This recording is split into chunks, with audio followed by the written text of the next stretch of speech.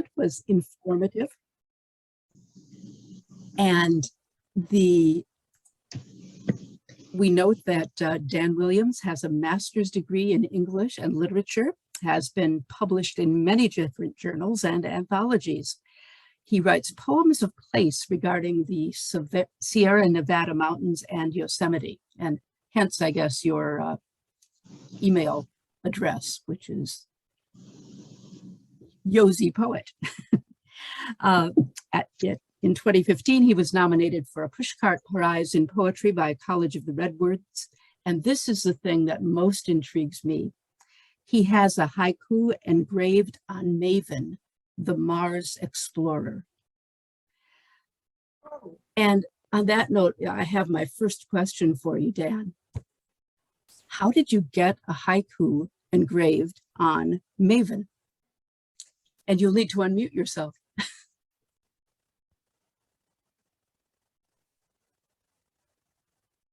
Okay, and you are muted, Dan. Can you unmute? Yep. Yay, there you are. There was a contest given by NASA in which they asked for people to send in haiku. In all fairness, there are 200 of them actually engraved on Maven. And it's an orbiter of Mars, which means it's never going to crash into Mars. It's going to orbit it entirely until, who knows, the sun supernovas or something equally bad happens. But it's kind of fun knowing that it's up there and that someday maybe an alien dictionary person will find it and struggle to try to parse it with their dictionary. But anyhow, yeah, it's fun to know that that's up there. Excellent. And when did you start writing poetry? Well, my first poem was written at my mother's knee when I was 6. She was a poet, and you know, it just kind of, when I got into graduate school, I had an excellent poetry teacher, Nils Peterson, and I just really got into it at that time. And you know, life happens and all the events, but I managed to keep a journal through all of that. And now that I'm approaching retirement, I'm looking forward to taking some of this stuff and putting it together and creating some sort of book or publication of, I figure about 8 books or publication of that right now. A lot of the poems have been published in anthologies and in journals, but I've never had a book published. Okay. I do have a chapbook, however, right now based upon the solar system and its environs. That's what I'm going to be reading from tonight. You've heard of a Whitman sampler. Well, this is going to be a Williams sampler of my space poetry. Basically, I live here in Wawona, which is the south entrance to Yosemite. We had a beautiful gray day today with a little gold towards evening, which made it kind of a nice sepia color. If you're ready to go, I guess we'll begin our adventure.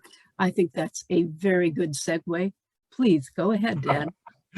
Okay, the first one, I'm going to take you to one of the moons of Pluto, Charon, and we see that there's lots of colors of Massachusetts and colors of Colorado that people take in the fall. I'm going to take you on a tour of the colors of Charon. Now that we've awakened from hypersleep, I can tell you all, it was just a flap of our techno wings. Ground control assures us that it is about 6 years later, and here we are at Charon, the largest moon of Pluto, a giant ball of snow, if you will, pockmarked with ammonia ice, capping toxic seas. First, we drop down into the deeply shadowed canyon of Serenity Chasma. Heading north, we float briefly above Dorothy Gale Crater, then the dark polar hood of Mordor Macula. Then heading south, we skim over the gunmetal terrain of Oz Terra, before ending upon the platinum equatorial plain of Vulcan Planum and quicksilver mountains of Clark Montes, now festively cloaked in iron-hard nitrogen ice.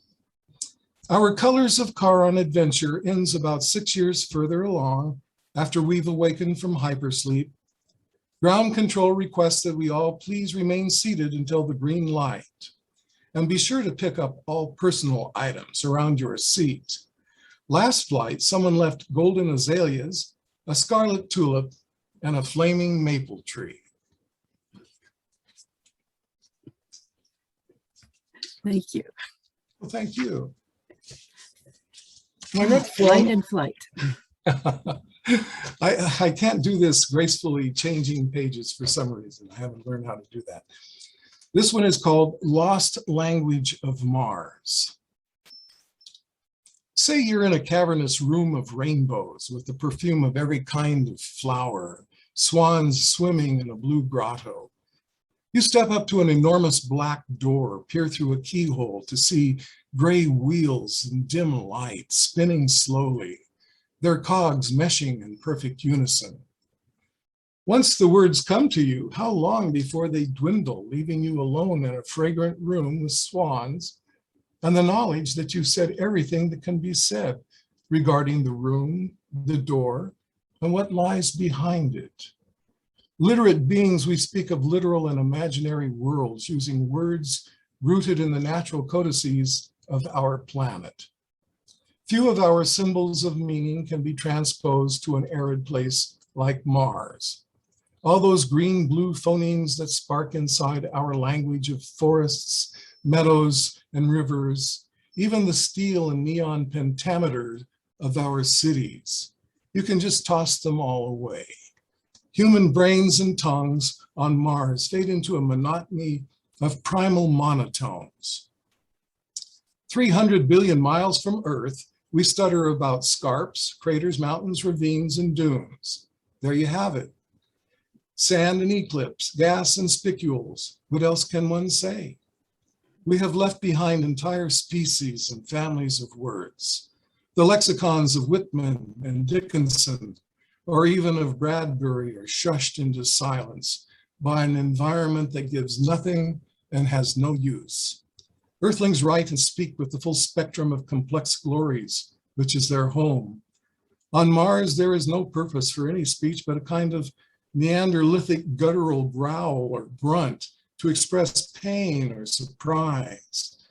This now the language of Mars, a dumb planet that dreams the kind of world we now have, a world in need of polyglot tongues to sing it properly and beautifully. Thank you. We had some Voyagers sent out in about 1967, two of them, Voyager 1, Voyager 2. And they have now left the heliosphere, and they're way out there in the darkness of interstellar space. And speaking of things engraved on them, that one, the Voyager, has a disc on it which has a number of various kinds of things recorded on it. Frank Sinatra, the Beatles, and in particular, one that I'd like to make note of here is one by Chuck Berry, Johnny Be Good. Okay. Never mind Apollo detritus on our moon, scrawny tracks and litter of Mars rovers. We have tried so hard to make our species and our planet impressive and immortal, have extended an invitation to the cosmos, welcoming whatever to come and join us for a grand introduction, if not for dinner. To date, our visitors are only rocks and ice, asteroids and meteors appearing on cue, missing us by mere fractions of cosmic feet. We have not done well with space visitors, Russia having two especially obnoxious ones. As dinosaurs and passenger pigeons know, it seems the grand theme of nature is loss, and sorrow in the face of it, helpless our attempts to change things to make them stop. Meanwhile, our Voyager probe has left the comfy fireside of our solar system and carries into dark, unknowable reaches a golden disk, cultural attainments from our DNA to shine. Chuck Berry working it, rocking out to the stars. Rocking out with rock visitors. That's always good. From Chuck Berry, we're going to go to Leonardo da Vinci. Leonardo was probably the first individual who was able to describe human flight and create a machine that would supposedly allow for human flight. So we're getting right down to the very roots of the whole space program there. This one is called Flying Eyes. It rotated in a gyre that created its lift, powered by heat over Tuscan hillsides. That was the drawing, the plan never done, flight unrealized, liftoff only a fantasy, a machine molded to our atmosphere, to our gravity and temperature, made only in our minds. Now little atmosphere freezing temperatures, but with wider blades powered by sun photons. It flies, it flies. Oh, take it through the Great Canyon, sending back photos never seen. Oh, lift up to the very top of Olympus Mons, 5 times taller than Earth's tallest. Just one idea from 700 years ago gives us flying eyes 180 million miles away. And that was in regards to Ingenuity's first flight, April 22nd, 2021. First time we had a little helicopter flying on another world. I don't know if you're as entranced by the idea of a black hole as I am, but the whole concept is truly amazing. And the fact that it might be an entrance into a parallel universe, or it might be a way of traveling quickly from one point in the universe to the other, just amazes me. This one is called Black Hole Fresno. Almost like a fabulous mouth with lips called an event horizon, point beyond which there's no turning back, attached to what stomach that dark esophagus, a kind of drain vortex, or whirling vacuum cleaner sucking star masses, dark energy and matter, hapless planets caught in the stream, everything gone, passing beyond that one awful, forever final moment. Thousands of light years wide, it may be caught in a telescope's 1-inch aperture, a circle devouring dark millennia, unseen on a sparkling summer night, unheard in the immense cosmos, the noisiest of all things in the universe, the surfaces of stars, billions of neutron bombs exploding all at once, then the shredding and ripping in the teeth of a massive black hole. Once you get close enough, you'll see a shape like an elliptical donut that's slightly bent 20 degrees on each side as if molded on a ball.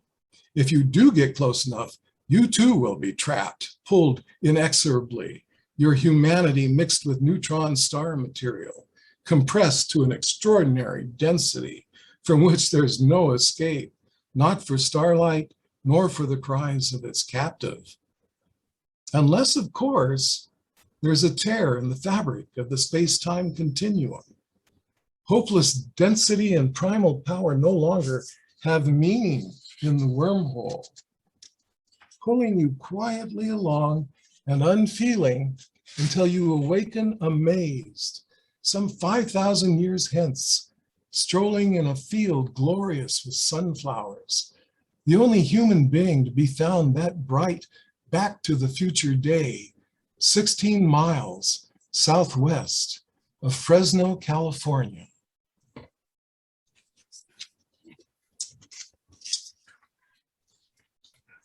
Thank you. Thank you for exploring black holes with us. Music of the Medicean stars. Juno Explorer orbits Jupiter July 4th, 2016. Galileo, of course, was the first guy with a telescope around who watched things like the moons of Jupiter. And he made statements about what he observed being a scientist, which really made him very unpopular with the church elders at the time. And he had to renounce just about everything he discovered with his little telescope in order to prevent himself from dying a horrific death at the hands of his inquisitors. This is music of the Medicean stars. The stars themselves were, of course, the moons of Jupiter. Millions of miles, and Juno Explorer records the dance of 4 Galilean moons whirling about Jupiter. 4 sprites locked in orbit around an angry Magus, 1 golden orb, and 3 silver move in graceful splendor. Watching Juno's approach, I imagine I hear music, Bach's Third Orchestral Suite. It may have been these splendid orbs giving him the rhythmical idea for his lovely lyrical melody. In 1663, Galileo was forced to recant all his science, embracing the church's dictum that Earth is stationary. He escaped a vicious death as a heretic, but it is rumored he quietly muttered, "Eppur si muove," and yet it moves. A century later, Bach composed the notes, giving voice to an adagio for this system of whirling gems. Written in Leipzig, his air on a G string may be heard in the imaginative ear while watching in awe their orbits. Named for Cosimo de' Medici, these moons had to be called stars, as though they too were stationary. Galileo, as discoverer, named one of them Io, his golden one, a goddess of sulfur dioxide. The other 3, Ganymede, Callista, and Audrey, we know as silver worlds of frozen gases. It took 2 giants a century to codify their existence, then musically bond them into a visual and auditory beauty.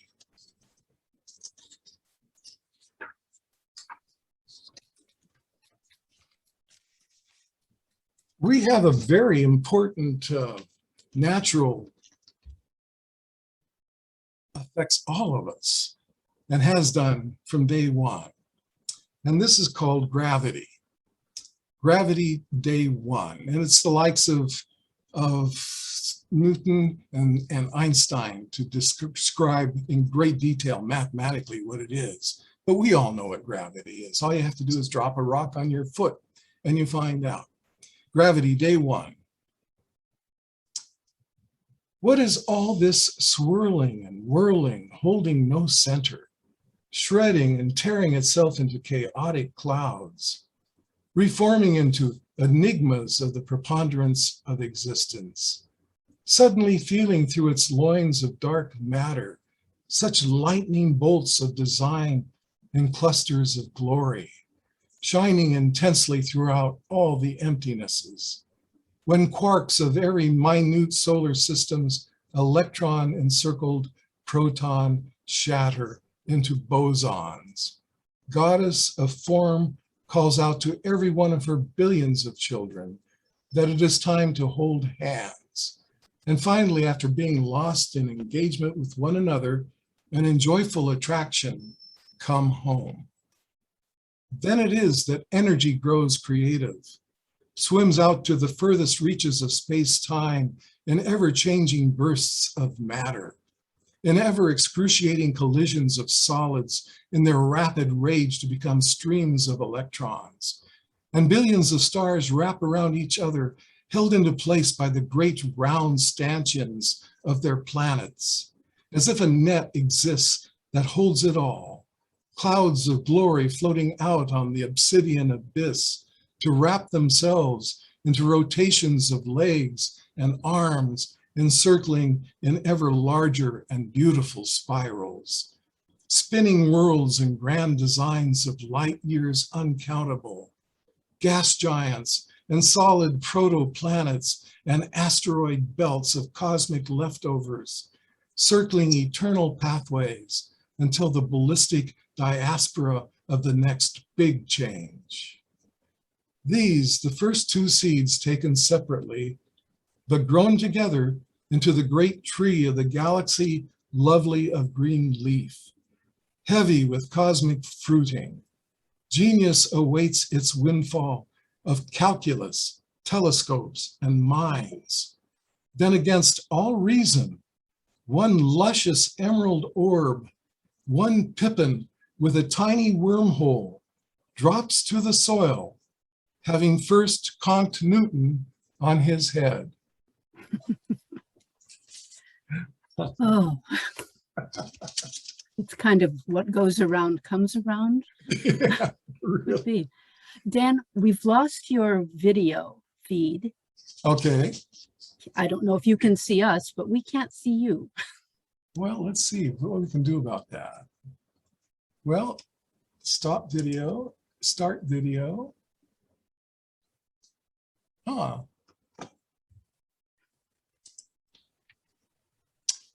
So we can continue without video. I just, sure. if it's an easy fix, it would be good to see you. I don't seem to be able to fix it from here. That's too bad. Yeah. Huh. His broadband may have overloaded, and if we use just our own names rather than videos, it might come back. Okay. Well, you can still hear me then. Yes, we Okay. can.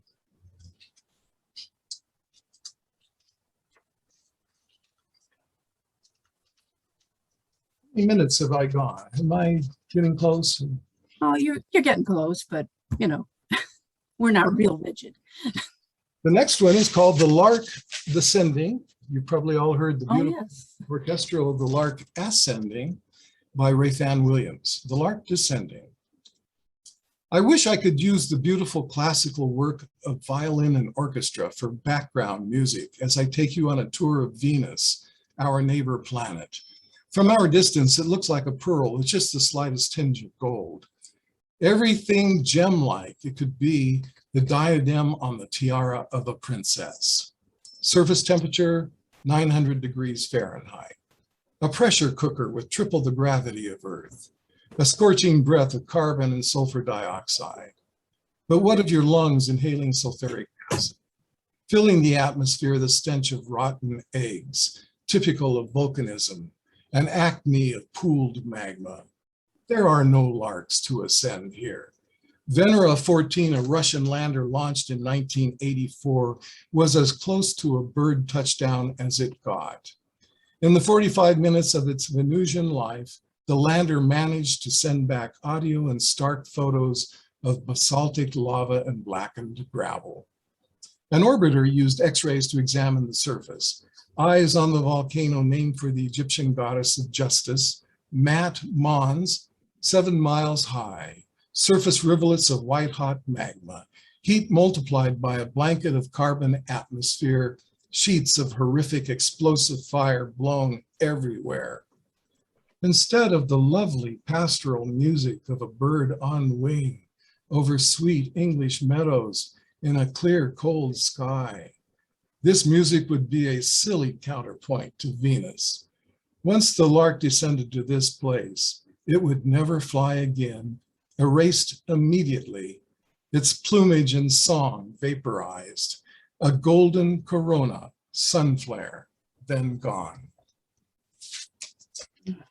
Thank you. Thank you. Okay, now for my final poem, what I decided to do was use a poem to write a poem about what it was like before all this technocracy. What it was like was this, that the heavens were the places of the gods.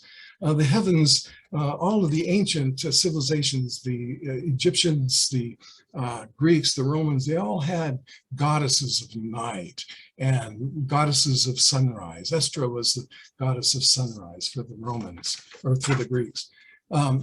And so poets were able to write wonderful things about what all that means out there. What is all that? Now NASA has shown us what it all is. And so we've kind of lost that mystery a little bit in our lives. I decided to write this poem going back to those days when we looked at the space environment as one of mystery and of sacred divinity. This is entitled, She Who Lights the Candles of Heaven. It is she who embraces fire, then takes her evening rest. She was seen briefly in a copse of white fur, encircled by crowning flames, holding a gray dove in both hands. And I remembered her earlier when the hillside meadow was full of bird song. The bracken fern were all light green then, and the paintbrush and the lupin and yarrow colored everything on the earth and gave a scent of freshness and water and pine and sky. Oh, how we take for granted the golden brodea, the asters and the Sierra daisies in the soft folds of the earth, which stay wet most of the year, as if a wrinkle in her lovely springtime frock that has struck with its beauty and is now ready for holocaust, scorching the meadow, driving nutrients back to the dark soil from which they sprang, and the seeds of all rattling in their husks left behind by pigeons and doves. Gone the lovely lowering lilt of the Sweet Canyon wren, but now she is the most efficient presence on the meadow, her fingertips shaped like flames, her hair bursting with fire, her dress gone golden and dross catching sparks from her hair. Under 1,000 evening stars and blessed coolness, she settles her children down before the next sun and moves quietly over the rim under the silent songs of her stars and within sight of the great golden orb of Venus resting at exactly 42 degrees further west. Thank you. Thank you so much.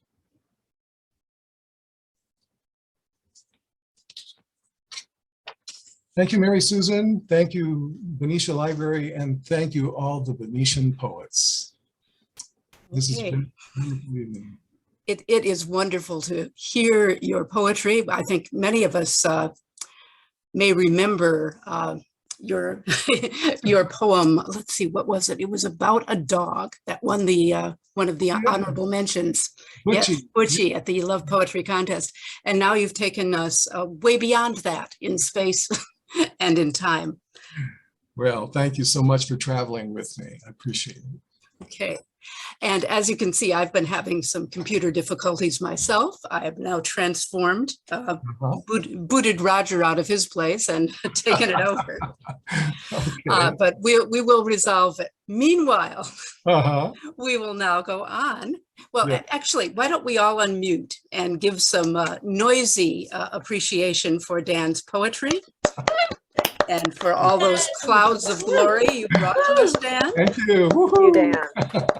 Thanks. And I know people have written things in chat. Bravo. And we definitely have appreciated this. Oh, well, thank you so much. It's been wonderful sharing them with you. Okay. Yeah. Well, we will go now to our open mic portion of the evening.